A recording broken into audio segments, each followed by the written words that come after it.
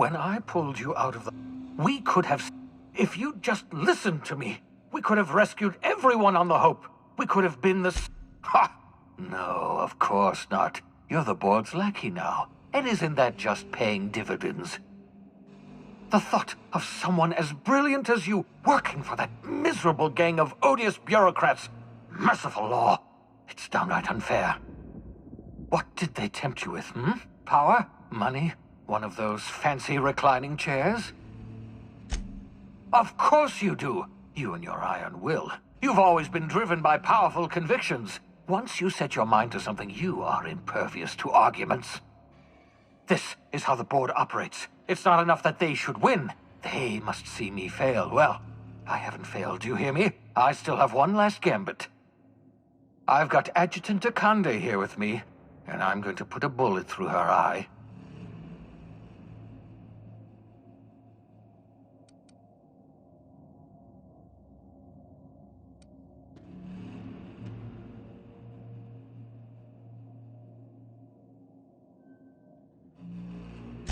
What makes you think I intend to go on living? Akande and Rockwell may be monsters, but I created you. I pulled you out of hibernation. If you insist on interfering, I will be forced to kill you, and I don't want that. So am I. I've programmed the lab... You...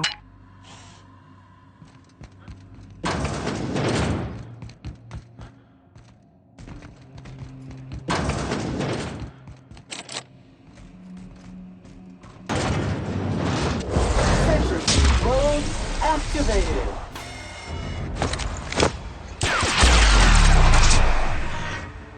Anyone else? Try something stronger! Damn it! Enemies ahead! You got him!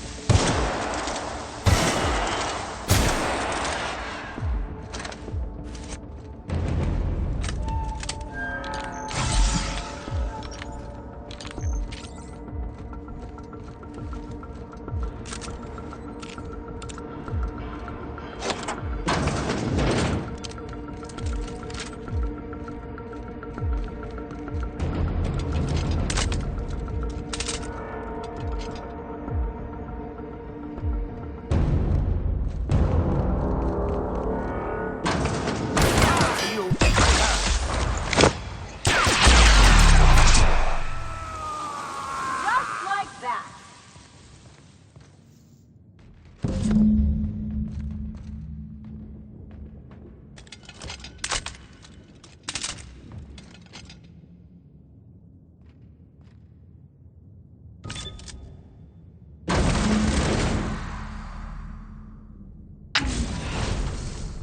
Thank the law you're here. That madman was out of control. You were right to put him down. He was too far gone to be of any use to us. And what about you? You aren't hurt, I hope. I'm not hurt. Well, except for my pride. I can't believe that lunatic got the better of me. You've put down the worst riot in our history, rid the colony of a dangerous madman, and saved my life. The board owes you a tremendous debt. We don't have a moment to lose. We're gonna have to work together to save Halcyon, because the situation is far... We've lost all contact with Earth. It's been 3 years since we've received a message. We've had no contact, no signals, nothing. Earth has gone dark. 2 years ago, the Earth Directorate's frigate disappeared en route to Earth. We don't know if they ever made it. We don't know if there's an Earth to go back to. They haven't exactly been hands-on around here anyway. So there's one less rubber stamp to worry about. Earth was more than just some distant colonial authority, Dr. Fenhill. Earth was our lifeline. And now, we've been cut loose. We're alone, Captain. Yes, we do have a long road ahead of us. But I have faith in you. The service you've done for this colony is nothing short of extraordinary. You're the reason I'm still standing here today. The board will survive because of you. And as the board goes, so goes Halcyon. It's time we carried out the program. I trust I can count on your support, Captain. I'm pleased to hear that. The program is too important to hand over to the board's bureaucrats. That's why I'd like you to take the helm. I'll see to it that the Lifetime Employment Program operates under your supervision. We'll work together to save this colony. We're on our own now. Earth isn't coming to save us, so we're going to have to save ourselves.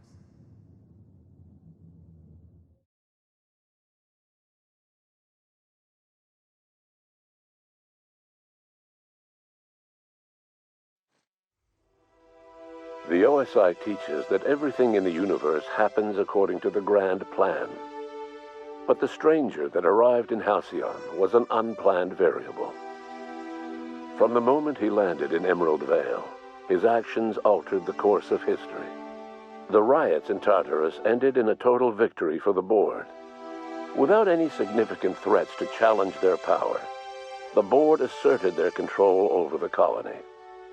The Lifetime Employment Program began immediately, and the people of Halcyon did exactly what they were expected to do. They obeyed. Sophia Akande converted the labyrinth from a prison to a processing center. She jettisoned the original colonists out of the Hope and transformed the ship into a massive storage facility. One by one, the workers of Halcyon surrendered themselves to the program. They arrived with their families and their friends, their colleagues and their neighbors, and then, one by one, they marched into their stasis chambers. As the workers of Halcyon slept in their hibernation chambers, their settlements became ghost towns, left behind by the board to be reclaimed by nature. Only Byzantium remained, a shining beacon of civilization in an otherwise abandoned colony. The people of Byzantium spent the rest of their days gorging themselves on their stockpile of resources. As for the workers of Halcyon, they never felt the effects of the collapse. They never felt anything at all. With the board shuttering many of its smaller townships, Graham was never able to spread his ideals to Byzantium. On Monarch, however, the iconoclast movement swelled, forming the colony's hotbed of philosophical thought and freedom, a consistent counterpoint to the board's capitalist regime. Or so they viewed themselves, at least. The Byzantium elite find it endearing that those anarchistic hoopleheads are still allowed to breathe halcyon air. Bolstered by her status as savior of humanity, Lilia Hagen ushered sublight salvage to a new golden age. Her company grew bolder and more transparent over time, muddying the line between lawful and criminal for the entire colony. The Sublight family would thrive for years to come. Over the years, the ruins of Edgewater caused irreversible environmental damage to the landscape of Emerald Vale, owing largely to the presence of toxic compounds in the town's building materials.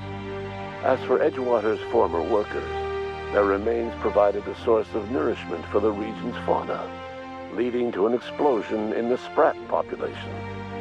While the Groundbreaker remained mechanically stable, the changing times forced Junlei Tennyson to make some difficult calls on behalf of her community. The work of maintaining independence was an uphill climb, and she found herself caving to bad faith compromises with the board. Time will tell if the Groundbreaker can endure. As smaller settlements were swallowed up and their workers drafted into the Lifetime Employment Program, Byzantium continued to thrive. While its citizens lived in decadence and extravagance, a small cadre of scientists worked to solve the nutrition crisis that threatened Halcyon. No one else much noticed the townships that disappeared from the map, or the luxuries that slowly lost their luster year by year. Your influence shifted Ellie's perspective. She finally admitted, albeit grudgingly, that she just might need other people. Sometimes. With a steady income from the life insurance payouts, she was finally able to afford a ship of her own. She hired a small crew and flew supply missions to communities on the fringe. Some of them were even legal. As the board reasserted control over Halcyon, Felix came to realize that his life as an upstart rebel had come to an end. The board's victory crushed any hope for a grand revolution across Halcyon. And so Felix, once again, found himself without a purpose in life. And so, disillusioned with his former boss and with nowhere left to go, Felix left his crew without saying goodbye. He was never heard from again. As a reward for his part in her courageous rescue, the adjutant invited the vicar known as Max to become one of the leaders of the Order of Scientific Inquiry. Max eventually rose to the top, becoming the presiding bishop of the OSI. He denounced his spiritual meanderings as a misguided attempt to come to terms with his long-dead parents. His only regret was that they had not lived long enough to see that he was right all along. Once the matter with the Hope colonists was resolved, Junlei bashfully asked Parvati if she'd like to join her permanently on the Groundbreaker, and Parvati enthusiastically, if somewhat awkwardly, agreed.